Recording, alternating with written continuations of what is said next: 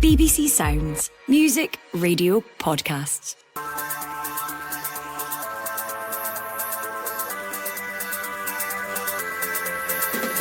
Hello, I'm Ray Bradshaw and this is the Scottish Football Podcast. All the news, views and analysis you need on Monday the 10th of March. And what a cup quarter-final weekend it's been so far. Smashes it into the roof of the net on the rebound and the holders of the league. And of course, it's Dyson Maida. Celtic booked their place at Hampden as they beat Hibs, and someone didn't do their hopes of a Scotland recall any harm. Near post flicked on by Nisbet. Brilliant finish from Kevin Nisbet. The birthday boy gets a birthday goal at the near post. Kevin Nisbet amongst the goals as Aberdeen eased past Queen's Park, and on Friday Hearts came up trumps against Dundee. Oh, what a goal! Brilliant goal! That is absolutely sensational again from Sander Khartoum. And who of Livingston and St Johnstone will join them in the semi-final draw? The Scottish Football Podcast from BBC Sports Scotland. Yeah, a great weekend of Scottish Cup quarter-finals, 3 down, 1 to go. We're going to chat through the games that have been at the weekend, and we're joined by 2 esteemed guests. First of all, we're joined by Scott McDermott, the Sunday Mail chief football writer, and we're also joined by Kevin Thomson, the former Hibs, Rangers and Dundee midfielder. Scott, how are you? You well? I'm well, Ray. Yourself? Yeah, I'm okay. I mean, I've got a 5-year-old who's played his first competitive football match yesterday, and all he told me was he was very proud he nutmegged someone, so I'm buzzing. That's all you can ask for in a game. Did you get to a game over the weekend, Scott? I wasn't actually. I got back from Istanbul with Rangers on Friday, and I was spared a trip to Pittodrie on Saturday, so that's me on holiday for a week, thankfully. But I watched the game. Nice. Today. Yeah, the classic Istanbul-Aberdeen double. Kevin, how are you? Did you manage to get out to Istanbul? I never, mate. No, I never. I watched obviously on the telly. I actually watched on my phone because my boys were at training, so I was down at East Main. So I was in Cardiff at the weekend. I'm pretty sure I heard you scream, shouting, and celebrating every time Rangers scored. So I feel we all knew that. Well, lots to discuss, Scott and Kevin. First up, we have to go to yesterday's game. Hibs' 3-month unbeaten run came to a halt at Celtic Park. Scott, Celtic dominated possession here, particularly in the first half, and Dyson Maida is the headline writer once again. He is. Celtic really fancied it, Ray, which is no surprise. No, domestic game really had to win. Obviously, they're going for a treble. It was always going to be a big ask for Hibs.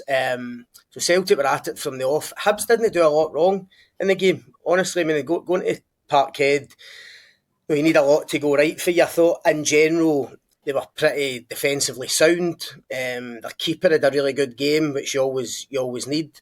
Crucially, they kind of weathered the early storm because you knew Celtic were going to fly out the traps. So they got to a certain point, kind of 35, 40 minutes, whatever it was. You think they're doing really well, but no, the Maida goal killed them. And I talk about fine margins. Again, didn't do a lot wrong, but if you look at the goal, Rocky Bashiri doesn't react in the same way Maida does to get in for the rebound. And even just before that, I don't know if people would have picked up on it, but moments before the goal, a ball goes into the Hibs box and it's going straight through to the keeper. And if Lewis Miller leaves it, the keeper picks it up and they carry on. He headers it out, and then Celtic recycle it and eventually get the goal. And that was the killer. To be fair to Hibs, they played better second half. They were more of a threat, but when we talk about going to Glasgow and going to the Old Firm and winning big games like that, you need a moment. You need somebody to come up with something special, whether it's a Martin Boyle or a Bowie or whatever. And it just didn't happen for them today. They just lacked that wee bit of quality. Yeah, and we'll talk about Hibs in a second. Scott, final question on this just for you before we move on to Kevin. Adam Ida got the goal very, very late in the game.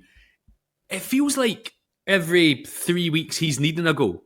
It feels like quite a stop-start season for, what was it, £11 million, £9 million a year, all these fees. Did you expect him to have a better season than he's had?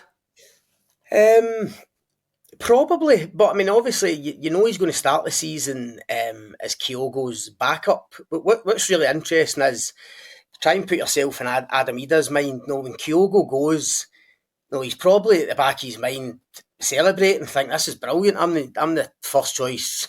I'm the first choice number 9 here. Well, little does he know that a couple of weeks later that Dyson Maida's the new number 9 for Celtic, because Brendan Rodgers obviously changes it up. We know what Maida gives through the middle. And again today, when it was such a big game today, Brendan Rodgers reverts to what now looks like his first choice 11, and that doesn't have Adam Ida in it. So it's tough for him, but all he can do is what he did today. He was only on the park for about 10 minutes today, and he comes on, looks a threat and gets his goal. So he'll be pleased with that, but he'll definitely want more minutes. And Kevin, from a Hibs point of view, David Gray before the game, I was listening to him in Sports Sound, and he was reeling off all the times. The last time Hibs won at Celtic Park, he knew how big a task it is. You've been there. How, as a Hibs player, do you go in expecting much? And do you think the Hibs players today maybe were as confident as they've been in a long time going to Celtic Park? I think you always go in, Ray, as you believe that you can win. I think that's always the mentality. But listen, we're not naive. You know that when you go there, it's going to be difficult. They might have 11 better players on the pitch than you. So kind of echoing what Scott said, you need your goalkeeper to have a good day. You need Celtic to have an off day. You need a wee bit of luck when it comes to refereeing decisions. You need all your players kind of at the tip top of their game, and I think that can be difficult. There's no doubt that you can even have that. The goalkeeper can have a brilliant day. The players can have a brilliant day, but you can still come unstuck. So I think for the Highbees perspective, it was I'd hate to ever use the terminology a free hit, but it was probably one that, with the run that they're on, the expectation obviously has grown because the team's doing so well. I think 14, 15 games unbeaten. Massive crowd, obviously 7,000 Highbees, so there's definitely an expectation there. But I think deep down they would know that it was a mountain to climb, and they probably had to catch Celtic on an off day. And what's it like for you as a player? See, when first of all, before I ask this question, I'd like to apologise to Nicky Cadden, because I was on Off the Ball yesterday talking about how I think he's an outside bet for the Scotland squad, and about an hour and a half later his hamstring went. So I feel like it's my fault. So I'd like to apologise to him. What's it like when you're on the pitch? Because I know what it's like as a fan. Kevin, when one of your key players goes down with an injury and you can feel the atmosphere go down a wee bit in the stands because you know how vital he is.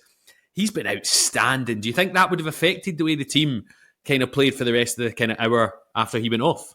No, listen, I don't think it would affect. I think it gives somebody else an opportunity, but there's no doubt that it comes back to that bit of luck. You want your best players on the pitch for as long as you possibly can. We know how wonderful a left peg he's got, how good his delivery is. A set play can be really vital. So a bit like what Scott said, when the game's still close and Celtic have not blown you away, you know that when there's only a 1-goal deficit, you've got a chance that it might be a mistake. It's, Celtic are always poking and prodding for that second goal, but you only need one opportunity. And when you've got a left Duke like he has, then it gives you that magic kind of ingredient into your makeup as a team. So it'll certainly be a big miss, because you have to think, I think he missed, don't quote me on it, Scott will know better than me, but I think he missed the majority of the bad run.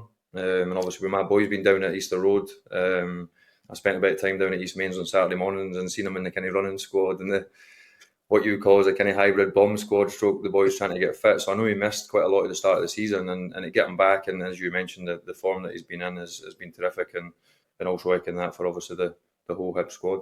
And Scott, you know Kevin better than I do. I wanted to ask you, he said something there and I want to know if it's true when he said sometimes you go out and you realise the opposition have 11 better players than you. Do you think he ever believed that, or do you think it was always 10 others and I'm better than the centre mid against me? No chance he believed that. He thought he was better than MD was up against, believe you.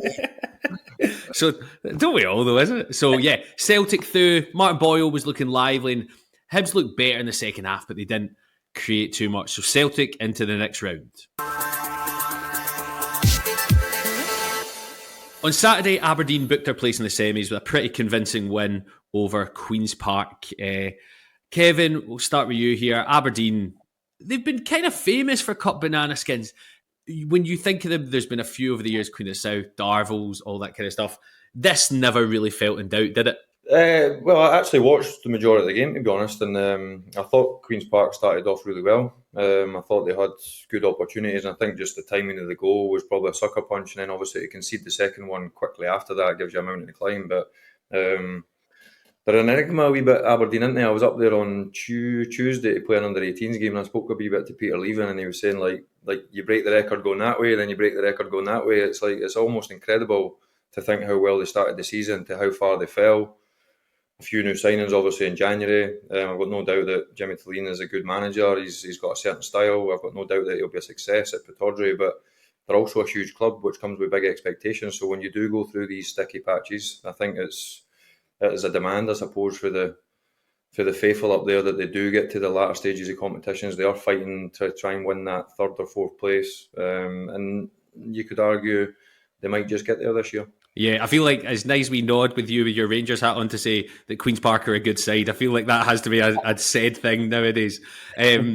Scott, with Aberdeen, Daba, 2 goals for him. I thought Kevin Nisbet looked really good. Pulversa, there was a lot of them, and we've said it so many times. Do you think Aberdeen have turned the corner? It's a dangerous thing to say that. I'm not sure. Listen, you're mentioning different players there. They've got a big squad now, Aberdeen, and Jimmy Tillene, he's going to need to somehow figure out what his best 11 is. I mean, Clarkson came in at the weekend, for instance. It was really good. Hasn't been playing that regularly. No, you mentioned the couple of strikers. They've got about 5 strikers now vying for 1 or 2 slots. Yeah, they spent money on Peter Ambrose, bringing him in when Miovski was away, and he's not really featured that much. You've got Sokler. There's lots there. Yep, and they're searching for, obviously, the Miovski replacement, somebody who can replicate those goals. And obviously, Daba looks the kind of most likely at the moment. I know Papagay's coming. No, he came back for injury and was kind of thrown back into it, maybe try to find his feet again. But he's just got to find the right blend. Even in midfield, obviously, he's tried to go with Shinnie and Nielsen most times as his 2 sitters. But guys like Palaversa and even Polvara, I think, came on at the weekend as well, who I really like. And Clarkson, as I mentioned, he's just got to find that right blend, and hopefully for them they can start going in that run again, get a wee bit of momentum going again. And Kevin, Callum Ferry, I saw he made a couple of mistakes in between the Rangers game and the Aberdeen game. He turns it on when the cameras are there. Did you ever play with a player like that you're like, oh, you're showing up to, you've got extra brill cream in? Is that a thing that footballers do? Nah, probably not. But you get Mavericks, you get they're not normally goalkeepers, to be fair. Goalies are normally mad, to be honest. But I've listened to a few of his interviews. I didn't know him personally, but he's obviously he's got a big reputation. He's well respected within the game, as in being for a good goalkeeper, because he's not your typical big imposing. And I heard Faddy actually speaking about him. He's not overly brilliant with his feet. He's not overly big and imposing, but he's just a really good goalkeeper who makes brilliant stops. And like I've always said, kind of a wee bit old school cliches, goalkeepers' jobs is to keep out the back of the net, and he seems to do that quite well. And if you were saying goalkeepers are usually a bit different, if you had to name one from your career, one that stands out as the daftest as a brush, who are you going for? You surely don't even need to ask me that, do you? To play well in McGregor is pretty hard to go in it. There was something lovely when I asked you that question. I could see Scott's eyes light up, like, "Oh, we might get an exclusive. Let's do it." The other tie, Friday night. Scott, Hearts pretty much cruise past Dundee. Sander Carton, very impressive. 2 lovely goals. Hearts looked good, didn't they? They did. Dundee, I mean, Tony Dock wasn't happy after the game, obviously. I think he called it like a passive performance, which is unforgivable, really, obviously, for a Scottish Cup quarter-final. But you're right, Hearts thoroughly deserved it. And you fancied Hearts going into it. Obviously, they had to bounce back after the Derby defeat. He made a couple of changes, and Khartoum in particular, I mean, they 2 goals were absolutely outstanding. I mean, 2 totally different finishes. In a way, I almost like the second finish better, the way he improvises, outside his left foot into the bottom corner. Hearts look good into the semis. They'll fancy it now. I mean, listen, but with Celtic in there, you're going to have to beat them to go and win it. But I think maybe even more so than Aberdeen, Hearts will fancy this now and think they can actually go and win it, even if they need to beat Celtic in a semi or a final. And Kevin, your former club Dundee, they've only won once since the beginning of February. Dundee Derby up next. Can you see a turn in their fortunes coming soon? I hope so. I've been a big advocate for Tony Dock. Same again, I don't know him too personally, but I think he's done a really good job up there. And it almost feels a wee bit Paul Hartley-esque, where they have a really good season, finish top 6. People then grow expectations, the manager's profile grows, and and all of a sudden you find yourself in the predicament that they're in at the moment. And when that momentum starts to go against you and the run starts to go the wrong way for you, it can sometimes be difficult to hold that back. The good part, I think, for any bottom six team is you then get to play the teams soon that are going to be round about you. I think that's going to be vital for Dundee. But are they going to be good enough to overcome that? I'm not so sure. I can only have my fingers and toes crossed for them, because it's a brilliant club, and I've always been a big fan of Tony Dodd. That's a very valid point about the bottom six. And let's chat about another team who will be in that bottom six. The final quarter-final is tonight. Livingston hosts St Johnstone. Scott, who's the favourite? I think somebody said to me yesterday the bookies have got Livy favourites. Is that right? I'm not sure. Livy unbeaten in 11, I think it is. They don't let in a lot of goals. I can imagine that. Honestly, I mean, it'll be very tight. It'll be no surprise if the bookies have got it as a kind of 50-50, no even money kind of shot. So, going to be an interesting game. Obviously, no be a big crowd. Neither club's got a massive support, obviously, but a huge game. When you think a chance to get to Hampden. St Johnstone are a funny team in terms of. I'm sure Kev will be the same. You look at their team, they signed so many players in January. So many guys came in. You look at the starting 11. It's hard to actually keep up. We know who's come in, who's gone out, what his best 11 is. But the last couple of weeks, he seems to be getting a tune out of them again, giving themselves a chance in the league. So a massive game for them, because it could give them a huge. I think it would give a huge boost in the league. I know sometimes people say, cup can be a distraction and stuff. I think when you get a semi-final at Hampden and win a game like that, it would give you a huge confidence boost for the league. Yeah, Kevin, who's your money on for tonight? I'm sitting a wee bit on the fence as well, to be honest, Ray. It's a lot of admiration for Davy Martindale. His teams, as you mentioned, are always hard to play against. They're always big and strong. They're always well in games. They didn't score loads and loads of goals, but they find ways of winning. And I think it's probably a good match for St Johnstone under the new manager. Totally different for a Craig Levein team. They try and pass at St Johnstone now. Obviously, that sounds like such a critique. What a great feedback for a football team. They try and pass it now. That is amazing, Kevin. Listen, they've got a totally different style for under obviously Craig. Hence the reason why I think managers have to obviously try and recruit different players. He's got a different style. And listen, by the way, I think Craig Levein is a top manager who would guarantee almost staying in the league, because that's what he does, Craig. But when you then go down a different avenue, like the American owners obviously have, they've now got a different style. And as Scott mentioned, in the last kind of 3 or 4 weeks, they've been getting a tune. I think back-to-back wins only a couple of weeks ago, and I think for the first time this season. So I think it's one that, monetary-wise, I think is really important for both clubs. And I'm sure that both will be desperate to have that big day at Hampden, obviously, and that could result in a semi-final against Celtic and a full attendance, and obviously getting half the gate receipts. So I think it's really important for both clubs. And even though I've kind of went around the doors there, I'm unsure of thinking it might even go the distance, because I think it'll be a right tight one. Yeah, I totally agree. I think it's a really hard one to call. They've both, over the last kind of 10, 15, 20 years, overachieved in cup competitions, I think a lot of people would say. So you can watch every kick of that match on BBC Scotland tonight on the channel from 7:30, or you can listen live on BBC Radio Scotland Extra from 7 o'clock.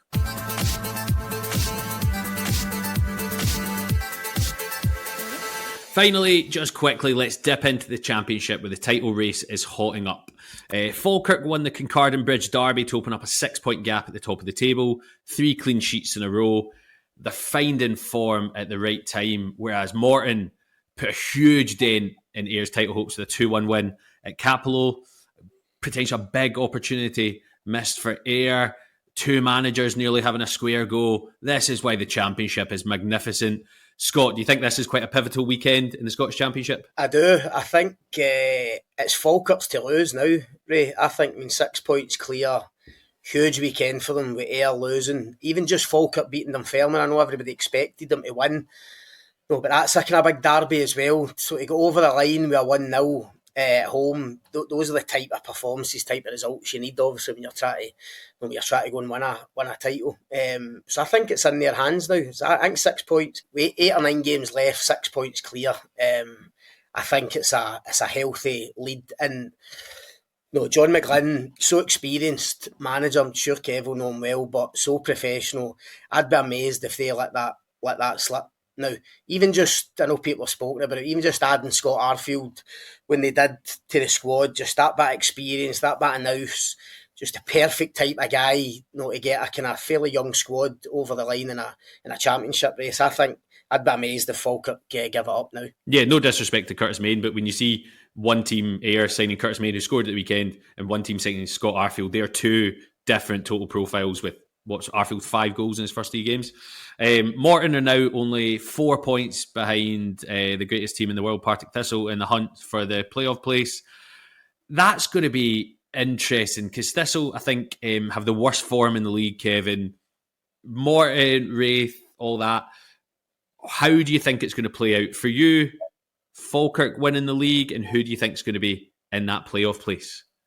I think, well, obviously I naturally wanted my mate to try and win the league, obviously, so probably I wasn't surprised to see the footage of him and Dougie Emery having a wee tussle on the side. Who's your money? We talked about this in Off the Ball yesterday. Who's your money on for that? Back my mate, wouldn't I? But listen, it was a 3-0 Scott Brown win, by the way, in the studio. 3-0. So Scotty's a lover as well. He's just obviously got that. He's got that complexion when it comes to the battlefield. I think you're underestimating wee Dougie. I wouldn't mess with wee Dougie.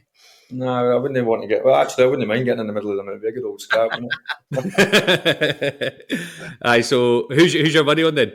I think I kind of agree with you, really. I think Falkirk and John McGlynn will be a tough nut to crack. I do think, and Danny Cope minute, you'll know better, I'm sure they've still all got to play each other, which certainly puts the spanner in the works. And obviously, when that game does come around, obviously in hindsight, what that's going to look like when it does come around might be vitally important. It might be one that might even be a title clincher, or one that can open it all up again. So I'm not so sure anyone will be counting their chickens. I think there's still a lot of football to be played, but I think Falkirk now having that gap, I think they were 9-10 points in front at one stage with a game in hand, so it flipped back to almost all weeky peaky to then get that gap again. I'm not so sure they'll give it up. Yeah, it's going to be exciting. Apart from being a fan in the Championship, which is you just constantly looking over your shoulder. Well, that's all we've got time for. Many thanks to Scott McDermott and Kevin Thomson, and thank you very much at home for listening. Remember, we're here with new episodes of the Scottish Football Podcast bright and early every day. So to make sure you don't miss out, subscribe on BBC Sounds and have push notifications turned on in your phone. There's one cup quarter-final left tonight on the BBC Scotland channel, and if you're going to take away anything from this podcast episodes, in the words of Kevin Thomson, Scott Brown is a lover, not a fighter. Thanks for listening. Bye-bye. On BBC Sounds. From life aboard a Russian submarine to chairman of Hearts Football Club. At this stage, he was the hero. But as his controversial decisions escalated... They said, we're going to sack George. And I'm going, you can't do this. How did Vladimir Romanov go from Hearts saviour to a wanted man? It caused a whole load of chaos and havoc. Romanov, Tsar of Hearts. Listen now on BBC Sounds. You're listening to a bonus edition of the Scottish Football Podcast. It's an episode from the BBC Scotland News podcast, Scotcast, focusing on the proposed takeover of Glasgow Rangers. And if you like what you hear, remember, you can follow Scotcast on BBC Sounds. BBC Sounds. Music, radio, podcasts. Hello there, welcome to Scotcast. Good to have you with us. There's been a lot of noise recently about a huge glamour deal that is apparently in the offing in the world of Scottish football. The San Francisco 49ers of the NFL, American football, apparently looking to buy Rangers, or at least the investment wing of the 49ers is looking to buy Rangers. There have been big headlines and lots of speculation, but not a huge amount of detail as to what might actually happen, what it might actually mean for Rangers, for Scottish football and all the rest of it. And we thought that we'd explore that just a little bit further today, fill in some of the gaps and find out just how excited people should be getting.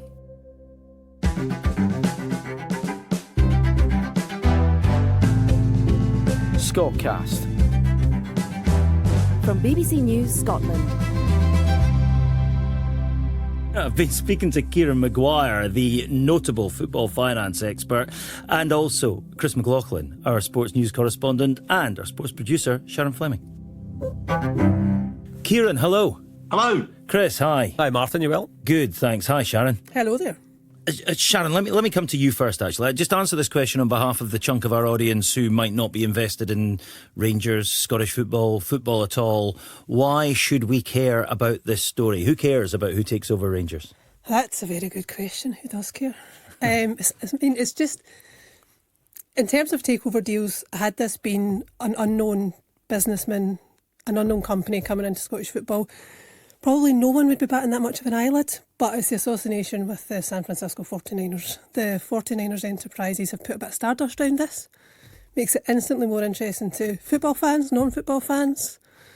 And it's just another twist in the Rangers story, isn't it? I mean, where does it go from here? And when you say stardust, there are stars involved. Absolutely. I mean, they own Leeds United at the moment, and we've had proper A-listers going along to watch their games, right? You know, so they own Leeds United at the minute. Yeah. In the last few months, I mean, Will Ferrell is now brandishing about Leeds United. He's been pictured at Elland Road. Michael Phelps is posting pictures on social media of his kids in Leeds United strips. Jordan Spieth's involved. The golfer. Justin Thomas is involved. Russell Crowe. Russell Crowe is involved. And have they bought in? Yeah. So Will Ferrell certainly has. And another, I think Crowe, Phelps, Spieth have either bought into Leeds United as minority shareholders or they're heavily involved in 49ers enterprises. But what Parag Marathi, who's the current Leeds United chairman and the man who's involved from the 49ers perspective, is saying, look, we want to, that phrase that Sharyn mentioned, stardust, they want to sprinkle stardust, American Hollywood A-listers and sporting stardust onto Leeds United. And you would have to assume that if they are involved or going to be involved in Rangers in the way we expect they're going to be, then they'll be trying to do the same. Right, and Kieran, this is showbiz for them, Martin. Yeah, pure showbiz. For who? For the investor, for the 49ers. They get, so the 49ers, Parag Marathi gets the fact that if you can up the profile of clubs like Leeds United through guys like Will Ferrell, it means money. Yeah, it means money. So we should expect that at Ibrox. I would expect so. Yeah, I mean, I can't imagine that they're going to change the model that much. Clearly, very different clubs, very different landscapes. But look, if Parag Marathi can get Will Ferrell or Russell Crowe along to Ibrox with the Rangers tops on, trust me, he will. Yeah, that's a big win for Rangers if he does.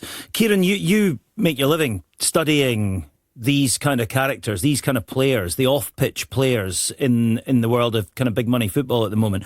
So where is this organisation, this 49ers Enterprises organisation? They're serious people, aren't they? Where are they in the kind of pantheon of big money folk who are sniffing around football?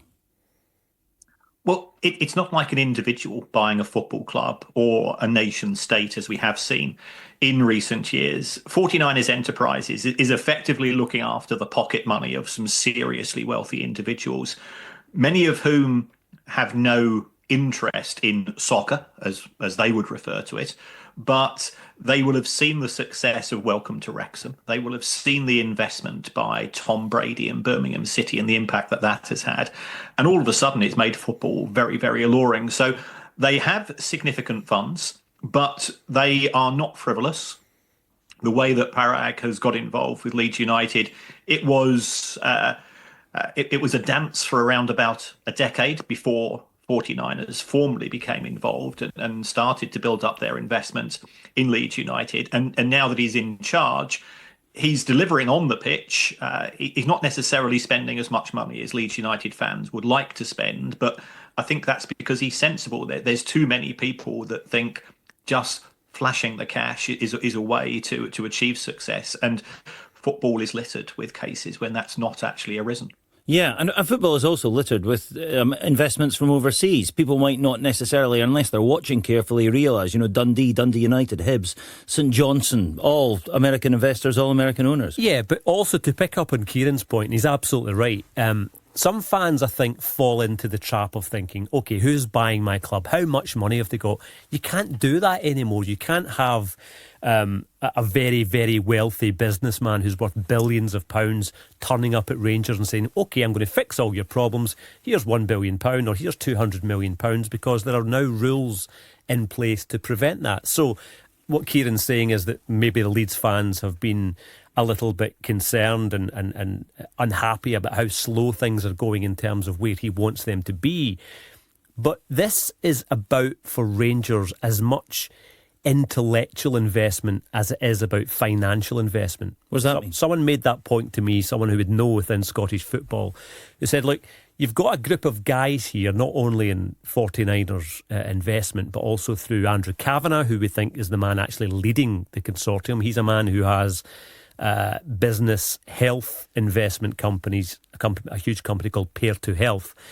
Basically what that means is that you've got guys now, or you could very soon have guys who know what this is all about, who know how to monetize sport, who have a long history of monetizing sport and using sport as business to get to other places. So, look, Rangers for a long time in Scottish football for a long time has been owned by people who have emotional attachments, not necessarily people who understand the business of sport, understand the business of football, and that's what Rangers will be getting through this consortium. Right, and Kieran, just explain to me, help me understand what they get back out of this. Why would they look at Rangers?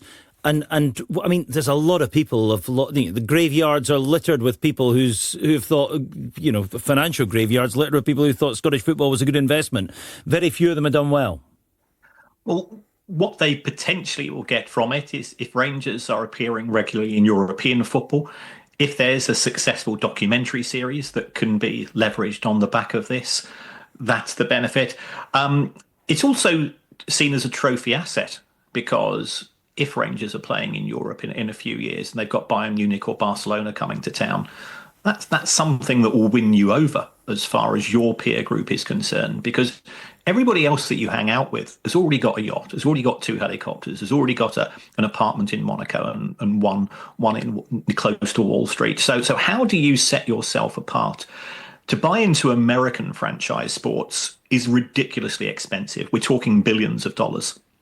The cost of buying into Rangers to acquire a 51% stake is far, far less than that. So for a relatively small outlay from the perspective of seriously wealthy people, you get a lot of fun because you can go into the boardroom, you can go into the director's box when a match is taking place, and B, you gain kudos. And what else are you going to do with your money?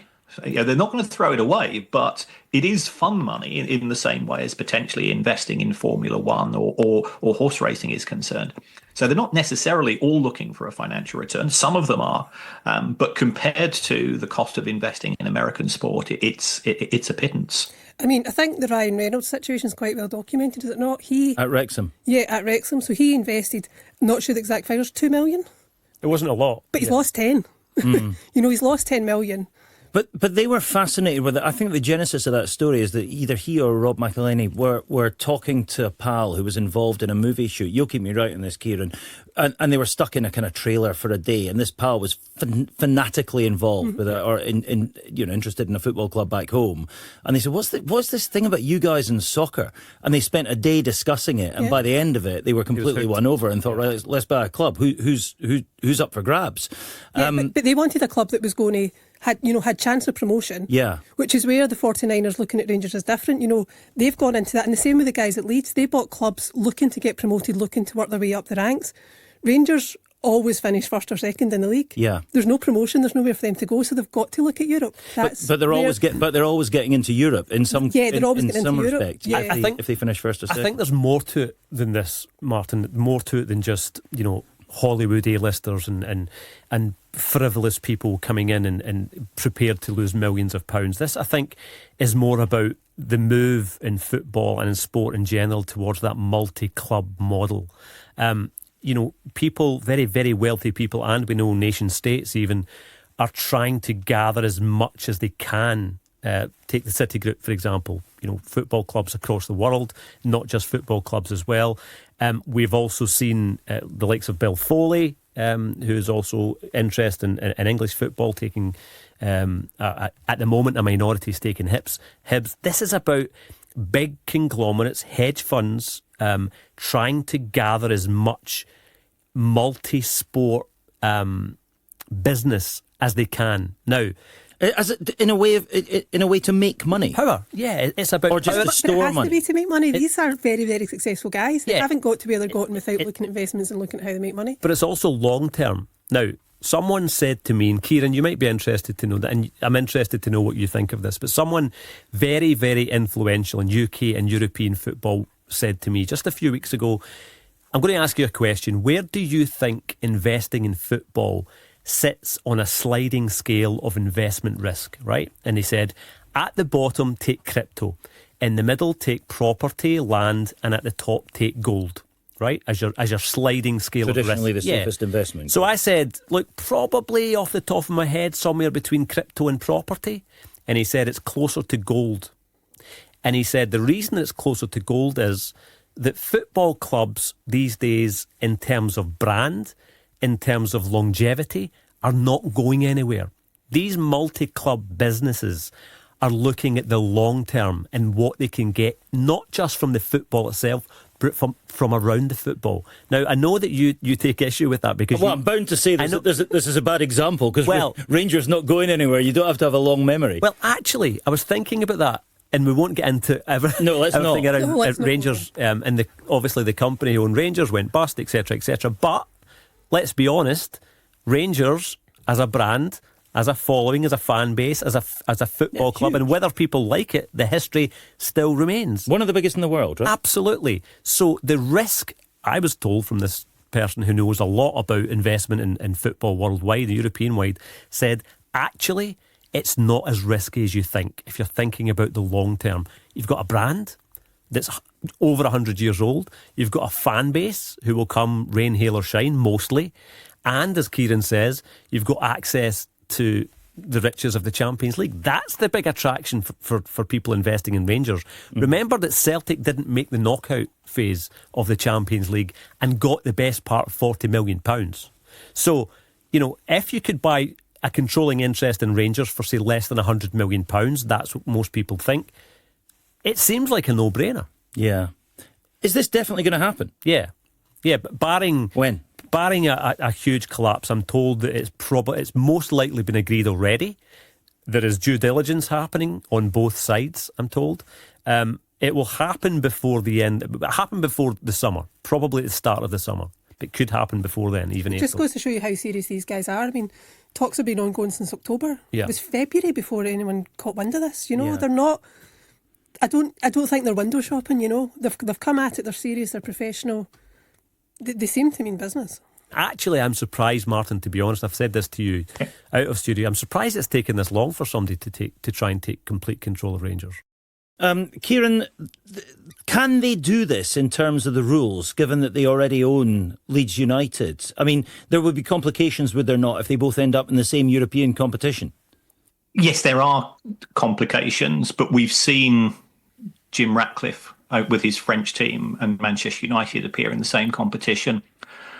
Brighton last season, they were in the same competition as the Belgian club owned by their owner. You can set up a blind trust which will satisfy UEFA's position. UEFA acknowledge that there's over 200 clubs at present in multi-club ownership scenarios.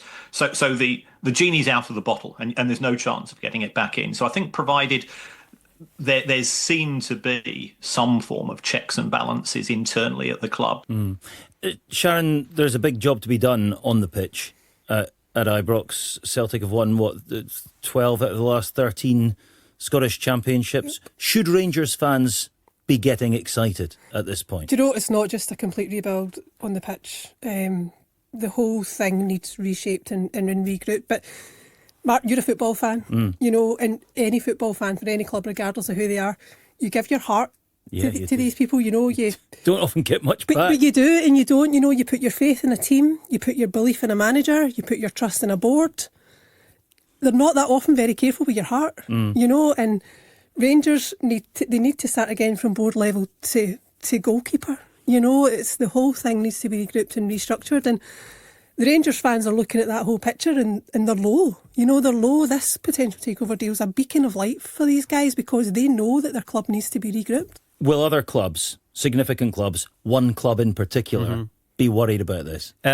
What I'm told is that Celtic are watching this closely with interest. What does that mean? Would I be worried if it was Celtic? I would be concerned that if they want their domination of Scottish football to continue, and of course they do, that they won't see this as a challenge. They absolutely will see this as a challenge. They know that these guys are serious. These guys are here for the long term. They have got the financial muscle. But most importantly, I think they've got the business acumen in sport to make Rangers a force to challenge Celtic again. I don't think there's any doubt about that. So are Celtic worried? I would have to ask Celtic directly, but I am told they are watching closely. Right. It is tantalising. No matter who you support, even if you're a Celtic fan, I think you probably want decent competition. I mean, no matter who you support, it's fascinating, all of this, to watch it go. And even if you're not a football fan, the prospect of A-listers on the terraces here or in the stands here in Scotland, it's only a good thing. I mean, who had for 2025 on their bingo card the 49ers taking over Rangers and potentially Will Ferrell turning up in the club deck? Not me. It would have been a good bet. That's for sure. It would have been a good bet. Listen, all three of you, thank you so much for being a part of this conversation. Kieran, Sharyn, Chris, thank you. Thank you. Cheers. Thank you. So I think there's two fundamentally different views here, really, aren't there, about what a football club is? I mean, is it a business or is it a passion? Is it a means of making money, or is it a romantic attachment that for a lot of people forms a really core, important part of their identity and their sense of who they are? It's all of those things, isn't it? Well, to different people, it's all to different people. And I mean, I think in the eyes of a lot of fans, having foreign investment in your club introduces the possibility that the culture of your club and the way that things are done and the specialness of it and that identity is eroded in some way because the people from outside just can't get it. Depends where you're. Let me tell you, depends where how your club's doing. I'm in the process of making a documentary series now about a Lithuanian businessman buying over the club that I love more than almost anything else in the world. And at that point, we were all wearing Cossack hats and dancing up and down the street because it meant success. And that's what fans are like. They're just fickle. Well, I'm coming to that because I think, ironically, the thing is, what makes this such a gold level investment, as Chris was saying, is because of those people who will come, rain, hail or shine, as he put it, and who will spend their often very hard-earned money on following their club.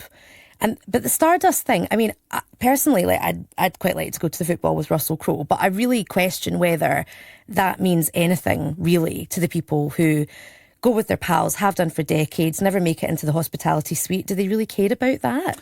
I mean, it's brand association, though, isn't it? It gets seen around the world, all that stuff. Know, Celtic love Rod Stewart being at their games. Well, I mean, yeah, but does it really matter? I mean, it's great that he's there. He's one of 60-odd thousand people in the stadium. I guess it might help you sell shirts somewhere else in the world, but to the people for whom the club is, you know, part of their upbringing, the people who have been brought up with it, I'm not sure that they care. You might remember last week on Scotcast, we devoted an episode to the case of Jagtar Singh Johal, the Scottish Sikh man who is in prison in India. Katie Hunter and Callum Mackay, our colleagues, gave us the full background on that. And we did suggest that there was something in the wind there, that we expected a development in the case in the coming days. Well, it's happened. Here's Katie. Hi Scotcast, it's Katie here. We are just back from Dumbarton, Callum and I. We've been filming with Gurpreet Singh Johal, Jagtar's brother, because there was a pretty big development this morning. A court in Moga in Punjab in the north of India has cleared Jagtar on all the charges against him in that one case. Now, he is still in prison because he's facing 8 other cases in Delhi. They're being run by the National Investigation Agency. But what Jagtar's legal team and his family are arguing is that because the central allegation against him is the same, that he handed money over to a terror gang, and that allegation is in all the cases, that because he's been cleared in this one case, that the charges in the other 8 cases should be dropped. So a pretty big development this morning, but of course he does still remain in prison. So as Katie says, there's 8 cases remaining, so there's still a lot, you know, of road to run in this story potentially. The UK government has responded through the Foreign Office saying that they welcome the progress in the case that we've seen today. If you want to find out more about that story from the beginning, and it has been a long running and quite complicated but extremely interesting story that Katie and Callum have been covering for a really long time, do go back in our feed and listen to that. That is where we must leave it for today, though. Thanks, as ever, for being with us. We'll be back very soon. Bye for now. Bye-bye. Scotcast. We would love to hear from you, so please get in touch, whether it's your take on the issues we've been discussing, or questions you think we should answer, or stories that you think we should be covering. You can email us on scotcast@bbc.co.uk. On BBC Sounds. From life aboard a Russian submarine to chairman of Hearts Football Club. At this stage, he was the hero. But as his controversial decisions escalated, They said, we're going to sack George. And I'm going, you can't do this. how did Vladimir Romanov go from Hearts saviour to a wanted man? He caused a whole load of chaos and havoc. Romanov, Tsar of Hearts. Listen now on BBC Sounds.